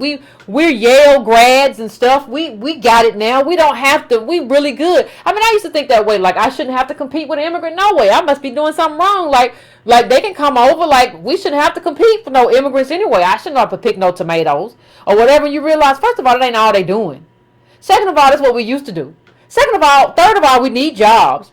We need first dibs at all jobs, and you realize that, like, there's a debt and we're owed it anyway. So what I say is that part of the motion sickness is because what did Alexander say about signals not matching? Your eyes doing one thing and your ears doing one thing. We got a lot of signals when we see Abrams and Yale, and I think she believes in meritocracy because she's gotten this far. I think we see that, and we believe in meritocracy, and a meritocracy that doesn't exist, and it has never existed in this country. And so we have our own motion sickness to deal with, and that's why our immigrant, our attitude towards immigration is, to me, a symptom of the serious kind of motion sickness that Alexander described. Okay. So I really don't know where to go from there. I just think that it's sad. It's sad that we don't understand our place in this American, you know, as far as our rights. I don't even know if there's any rights that we have, because I don't even know if we're considered American citizens with how much it costs to, how Antonio keeps talking about how much it costs to actually live in America. We are being locked out of the American equation. So it's like, you know, how is it that we can come to say, okay, well, this is the politicians that we're voting for, and this is the agenda that we're going after, if we can't really support any of our candidates? Well, I think everything, and I'm gonna let you go, Carl. I want to thank you for calling in. I'm gonna answer your question. No, I think everything is set. I think everything is set up for us not to understand the situation that we're in. Like, but now we know. So now we have to do something differently. You can't have seen this show and listen to the callers and not understand that it's time to do something differently. Now it's up to you. Like, you have the access to the information now, so you have to understand that. You know, they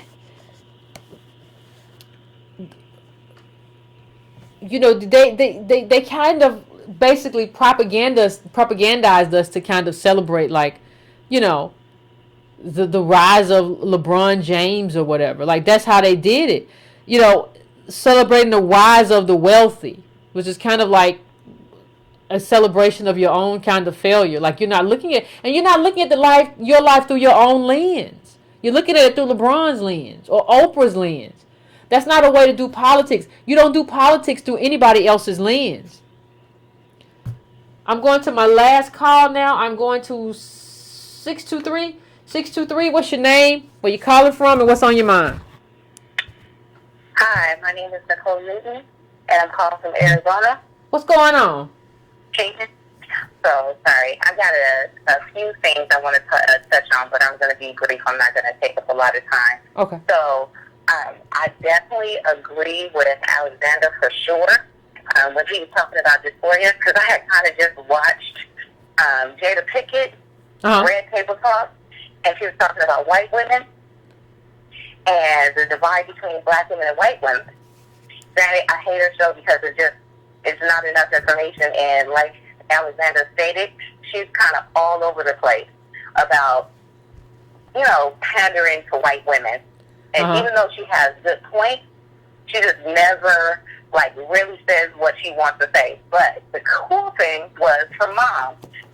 They just had completely different viewpoints on white women. And so her viewpoint was that she lived through it. So she wasn't forgiving them. She didn't have no interest in, connecting with them or trying to figure out what the disconnect was. She just had no interest. And I was kind of feeling her. And then towards the end, they brought out Elliot to kind of talk to her about... Who? They brought out who? Jane Elliott. That's her name, Jane Elliott. Oh, I don't know. But go on, Carl. I'm sorry. I have no idea. Sorry, her name is Elliott. Is it Jane Elliott that did the study with the blue eye and brown eyes? Okay. I know what you're talking about now. Okay, go ahead. Yeah, so she came out, of course, did her little spiel about how we all Americans and we all human beings and that thing, which she so slick with it. She has points, but she still doesn't get to the root of it, which is, making black people whole or descendants of slaves whole. She always misses that point, which is so annoying to me because I'm like, you're part of the problem to a degree because you're not addressing what needs to get addressed, which is making us whole. Then we can have, live harmoniously. But until you do that, I don't care anything what you're talking about. We all human race and all this stuff, but we live in America and we have to deal with race. That's just our, our reality. That. I don't want to hear about that. Yeah. That's kind of how I feel about that. But she was so all over the place, and then when she came out and she, she had that's Will Smith's career, though, ain't it? She addressed. That's Will Smith's whole career? Can you hear me?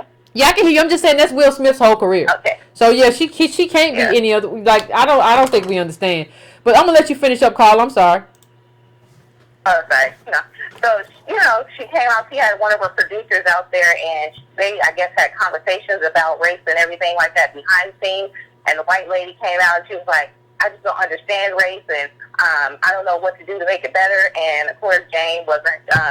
Miss Elliott wasn't having it, so she needs to read, which is absolutely true. Because she really, you made a point earlier or later in your show when you were saying that they act like they don't understand. Oh, they understand very well what's going on. Because they, like you said, they benefit from, the wealth because they're connected to it. So I'm like, you want to play them like you're not getting these benefits, but you know very much what you, the history of, what y'all done to this country.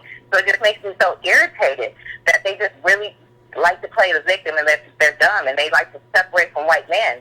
Like, you go home every night to your white husband who has a nice salary and you don't have to think about race. That's the benefit. And for you to act like you don't understand it is annoying, first and foremost. Well, yeah. So my next point. Okay. Oh, what were you going to say? No, nothing. Go ahead. Let's finish up your last point. Okay, sorry. So I worked for a company called McKesson, and I trained VPs and all these people, right? Mm-hmm. So I had this lady come sit by me to go try to show what we do all day, and I asked her, white lady, what company she came from, and she was telling me what she used to do. She used to work for the prison system here in Goodyear, because I'm in Arizona. Uh-huh. So she was saying how she managed this program where it was for not black women, but for women who had substance abuse problems, and how they developed a program to help them get on their feet. And while they were in jail, they paid them a wage, they showed them how to do sales and gave them skills and stuff like that.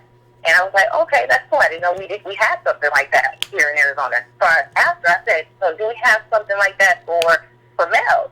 In the back of my head, I'm like, of course, black males, they're the most incarcerated. Do we have something to give them skills so when they get out, they can live? Because it also provides them a way to, find resources or, save up enough money so when they got out, they have resources. And she was like, no.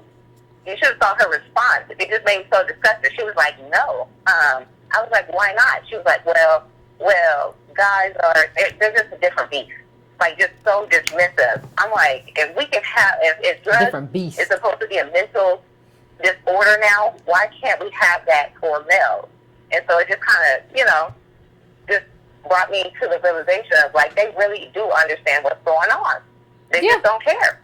Yeah, they don't care. Yeah, they don't care. And they there's been a whole propaganda in this society that has painted black men just kind of like what you said as beasts, right? And like Antonio said before, there's really no place to really house black women in general, like in terms of the prisons and how the prisons are built. And there's this thing. So when you people talk about families and stuff, what family? How you gonna do that when like one person gets caged and one person gets a program or whatever? Like it doesn't work that way. Like that, and they understand exactly what they're doing. And part of our naivete is kind of not understanding that they understand exactly what's going on. That is by design. But I want to thank you, caller, for calling in. I appreciate it. I appreciate your call. And I just tune out black celebrity in general. I'm not watching Jada. I'm not watching Will. I'm not watching none of them. I just can't. Like, for what? Like, y'all don't have nothing to tell me. Y'all don't have nothing to teach me. And I understand why you're here. Like, I don't want to hear none of it. I don't even want to hear about your kids. Like, your kids is your kids. And they do that stuff that they do because they're your kids. Like, that doesn't resonate. So now I don't want, listen, I don't do it. I think one of the things that we can do is kind of get rid of, kind of like wash our hands of black celebrity and understand that black celebrity is really about social engineering more than anything else. And that's why they exaggerate and amplify them so much to make us really believe. Like when white ball players get really good contracts, like when Tom Brady gets money, you don't hear white people in the street high-fiving, man, Brady got that check or whatever when he got paid. You never heard any of that. Like, it's only us to like celebrate other people's money as some kind of win for a group or for a culture that's so exaggerated. Because if we pay attention to that, then we don't pay attention to the fact that we ain't got none. And that what they get comes from us and they're there for us. You're not there to play ball. You're there to make black people believe in success and wealth in our community. That's not really true. So I can't be bothered. I don't bother with it. I don't want to see Jada and her red table. I appreciate the call in terms of her observations, in terms of, what the woman said and the generational difference between Jada and her mother. I mean, that was very indicative of like a lot of what we see. Like it's almost as if like, they understood race better because of everything that happened in segregation and all of that. But through social engineering, we have kind of misunderstood race in a way that is really, really important. I think that's it. And so, I don't know what else to really say about that, except that like, the most important thing to you needs to be your family. What LeBron and the shoes, or when you look at hip hop, they're making money that comes out of your house, and then you celebrate that as an expression of like black life, and that's not what it is. That's not what it is at all. They have like basically made us kind of celebrate our own failure and celebrate this other person's success that comes about because I'm looking at them as an expression of what I think is my success, but it's really my failure.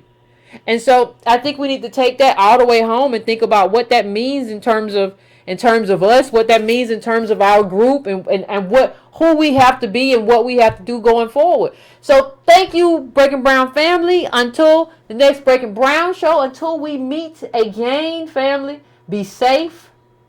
Do what you got to do. We will talk again Wednesday about the politics of the day, as we often do. Please like, please subscribe, please share this video with your friends. Please hit that bell for me so you get a notification when I go live. I would appreciate it.